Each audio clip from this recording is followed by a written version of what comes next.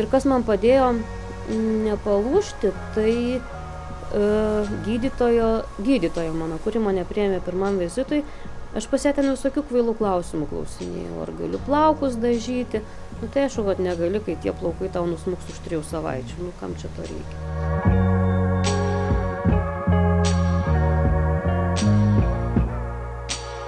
Mano vardas yra Vaida, man yra 40 metų ir šiais metais mano gyvenime iš tikrųjų įvyko didelis lūžis, apie kurį čia ir papasakosiu. Apie savo ligą aš sužinojau, buvo gal vasario mėnuo. Mes kažkaip su dukra prieš veidrodį kažką ten vaipėmės, ar šukavomės, ar kažką.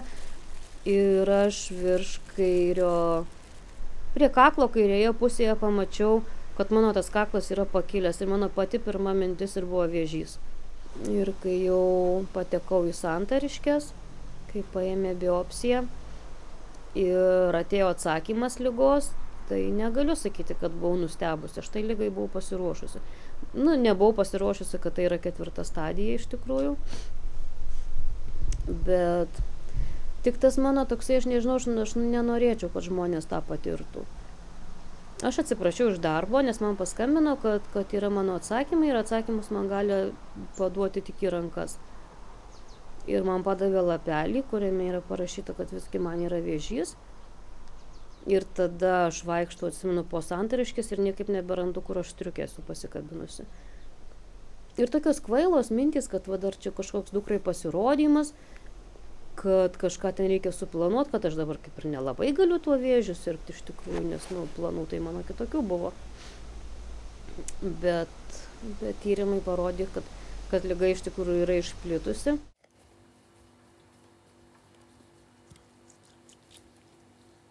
Mano yra kraujo liga, aš pati buvau savo donorė, surinko tos mano kaulo čiulpus, tada, čia jau tada, kai grįžo mano liga. Surinko tos kaulo čiulpus ir, nesau kiek sviesti.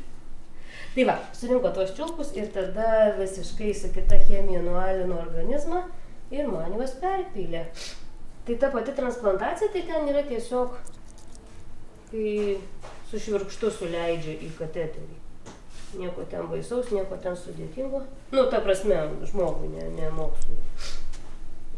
Bet kai jie pradeda prigyti, nu tada jau ten toks žemė su dangum truputį maišosi. Ten ta transplantacija tai toks yra, nu, pragarėlis truputį 21 dienos. Kai jau vietom atrodo, kad jau numirti yra paprasčiau negu ten, kas vyksta. Transplantacija tai čia... Man buvo kaulų čiulpų transplantacija.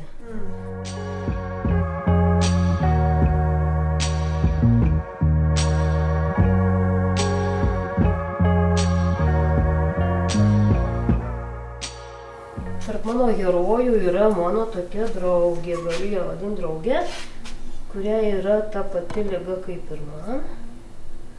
Man atrodo, kad jau jeigu ištveri tą reikalą, tai esi automatiškai herojus. Kaip jūs susipažinote?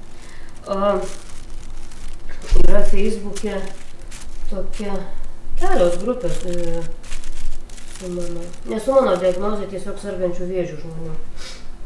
Ir aš ten kartais parašydavau, ir kadangi ta mano patirtis yra tokia didesnė negu visų kitų, nes paprastai po pirminio gydymo jau niekas nebegrįžta ten. Tai va, tai man tiesiog vieną naktį parašė. Man šiaip nemažai žmonių yra rašę, aš vis ten pakonsultuodavau, nes ten būna, pavyzdžiui, žmonės paklausia, nu man dabar ten paskyrė chemoterapiją, kaip viskas bus. Nu tai rašo, nu tai tu ten vemsi, nu tai tu ten nepasikelsi. Nu tai kam rašyti, nu bus kaip bus. Tiek žinodavau, kas ten po ko vyksta, nu ten kurią dieną pradeda tą chemiją, kurią dieną ten kas ten. Tai aš jai pradėjau rašyti horoskopus. Pati sukurdavau ryte, kad pavyzdžiui, šiandien, tarkim, aš žinojau, kad jai tą dieną pajungs morfijų jau. Nu tai aš rašydavau, kad šiandien geras ženklas gauti narkotikų. Blogas ženklas būti gavus jų nelegaliai. Nu kažkaip va taip va. Ir rašydavau, ir mes po to bendravom, mes ir dabar bendraujam. Kiekvieną dieną iš tikrųjų.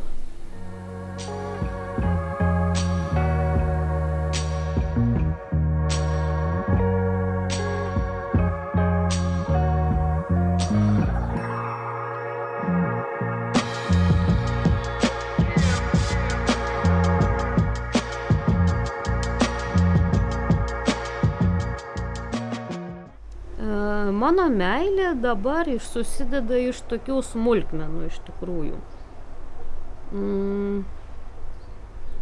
Mano meilė tai kai dedi vaikui priešpečių dėžutę ir prilipdai lipduką kokį nors gražų. Mano meilė, kai vyras pakeičia tepalus mašinoje. Mano meilė, kai tarkim vyras važiuoja žvejoti ir įdeda jam sausas kojines. Mano meilė yra tada, kai kai būnu pas mamą ir jinai man įdeda kažkokių gaminių padarytų, tarkim, užšaldytų cepelinų, kad man namuose nereiktų gaminti valgyti. Meilė yra tada, kai mama numesga šaliką, kai dukra parveža piešinį. Tai mano meilė tokia, iš smulkmenų yra kažkaip.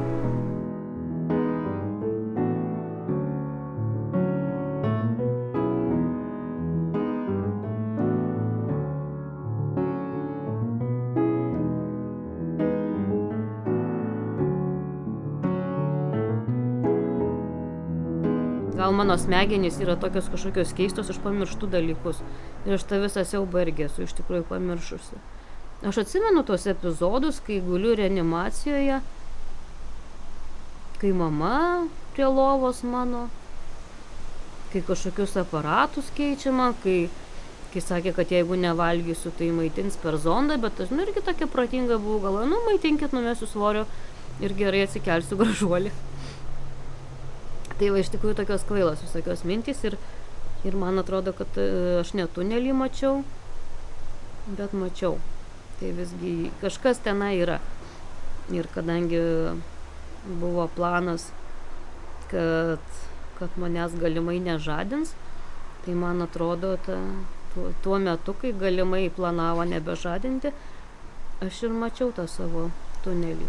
O mano tunelis tai buvo toks, kad aš turiu mėgstamą grupę nuo pat mokyklos laikų ir nuo mokyklos laikų buvau išsirinkusi dainą tos grupės, kuri turės skambėti per mano laidotuvės. Ir aš reanimacijoje, manau, kad nebuvau tada prabudus, manau, kad tada buvau komoje. Aš sapnuoju, kad įeinu į didžiulę salę. Ir ten stovi tie muzikantai. Ir aš matau iš arti fleitą, aš šiaip fleitos turbūt nesu mačiusi iš arti. Bet aš matau tą fleitą, matau visus įraižymus, įbrėžimus, matau smuikų, stygas iš taip arti, matau muzikantų kostiumus, sagas, užtrauktukus ir tada aš išgirstu pirmus akordus tos dainos. Ir tada apsisuku ir išeinu. Niekas taip aišku nesakė, mediciniškai tai nėra nei įrodyta, nei patvirtinta, bet aš manau, kad tada ir buvo tas laikas, kai mane sakė, kad nežadins. Tai apie savo šitą viziją pasakojau psichologiai, kuri buvo atėjusi. Tai sakė, kad aš esu labai stiprus žmogus. Tai va šitoj vietoj savim didžiuojuosi. Jo, šitoj savim didžiuojuosi.